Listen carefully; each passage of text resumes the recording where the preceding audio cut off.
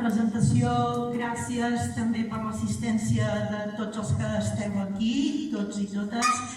També moltes gràcies per gent, per persones d'altres consistoris que també han vingut, regidors i, sobretot, els familiars també de tots els jugadors de l'Únic. També moltes gràcies per la gent que no formeu part dels Únics però que som dels tallers ocupacionals de Cerdanya i d'Adis. Aquí a la mesa tenim en el Ramon, que és el responsable d'un pis tutelat d'Adis. Sobretot, gràcies a tots vosaltres, els jugadors i jugadores, perquè al final, com moltes vegades dic, els clubs, les entitats, els entrenadors, etc., el que poden aportar és el marc, el continent, dieu-li com vulgueu, però al final el que dona sentit al projecte és que hi esteu tots vosaltres, tots els jugadors i totes les jugadores. Moltíssimes gràcies.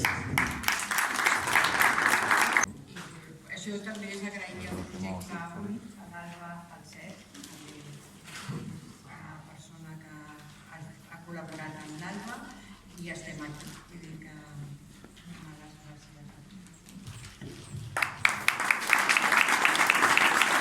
El projecte va néixer ben bé en plena pandèmia a través de sota el paraigua del grup Llívia Puigcerdà, com explicava l'Albert.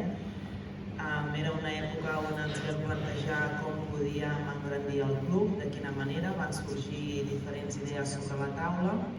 És cert que jo, al fet de ser mestre, sempre he tingut alumnes amb discapacitat a dins de l'aula ordinària i com a entrenadora que he estat durant molts anys de bàsquet i jugadora vaig posar sobre la taula el fet de poder incloure un equip a dins del club amb jugadors amb algun tipus de discapacitat intel·lectual, física, qualsevol tipus de diversitat funcional.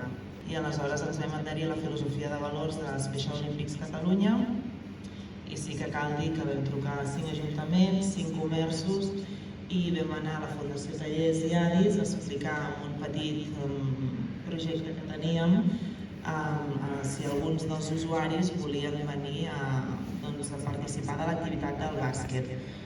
No només, explicant-nos que no només era anar a jugar a bàsquet o entrenar i prou, sinó que aportava moltes altres coses, venir a entrenar. Vam començar 7, un 15 d'octubre del 2020. Llavors, el que no sabíem és que el dia d'avui estaríem aquí, al cap d'un any i mig.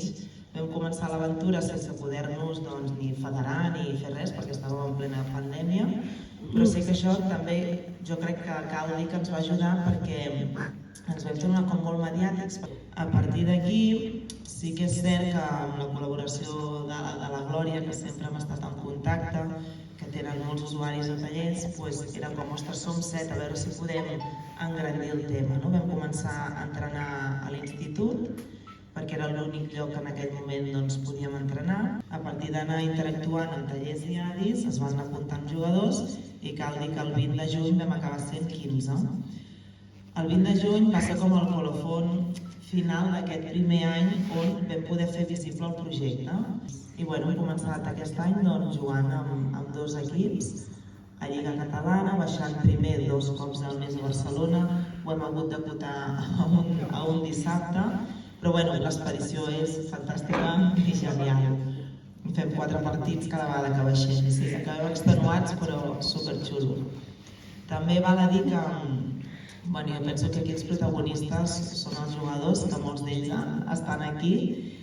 I també un fet important, vam conèixer la família Torrescana en el camí i el transcurs d'aquest any, on ens van proposar el fet que tenen 2 fills amb una discapacitat i un d'ells jo pensava que vindria a jugar. I ens van proposar que ell volia ser entrenador perquè a més té un curs de tècnic de monitor de lleure i de l'esport.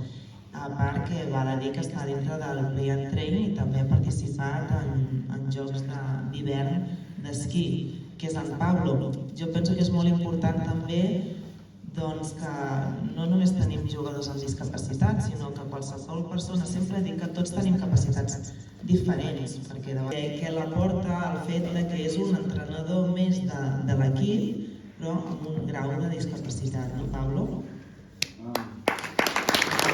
Em saps jugar molt bé a bàsquet. Durant tot el temps que vaig estar amb vosaltres em va permetre conèixer les vostres capacitats davant de l'esport, conèixer les vostres habilitats, els vostres sentiments. Tot això, el seu que més em va quedar de la meva estància a Unix. Gràcies. Molt poc marge de fer coses, però ara cap al bon temps tenim moltes propostes per poder fer.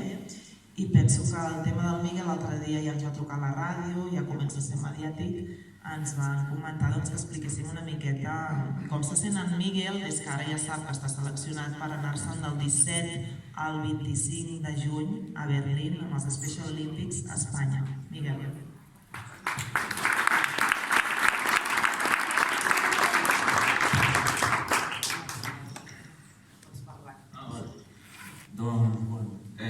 Ara mateix la sensació que tinc és agrair-li al projecte Unix Cerdanya i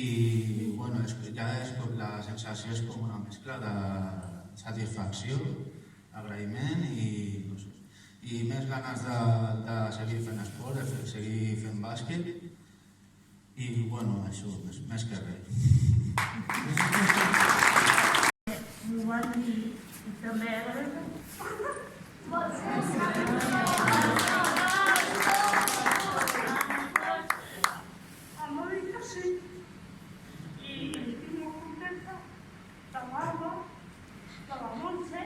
dels entrenadors i tots.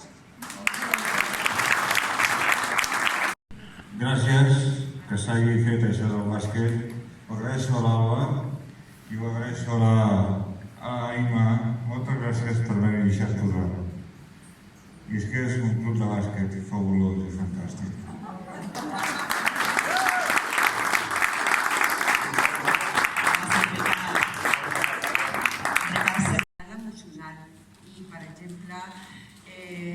Aquest any des dels tallers ens va trucar la Glòria que semblava que hi havia dues persones que tenien una sintonia especial, que sí ens importava, i vam dir que no, que al contrari. I tenim a l'Ester i el Dani, que són una pareja inseparable.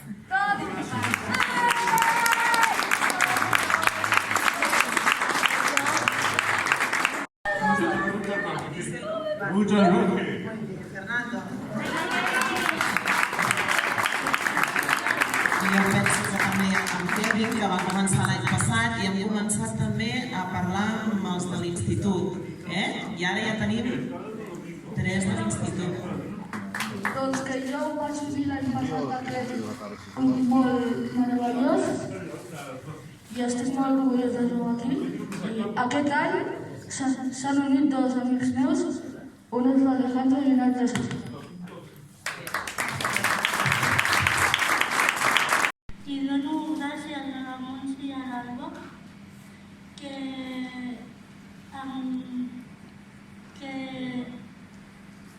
va haver-hi un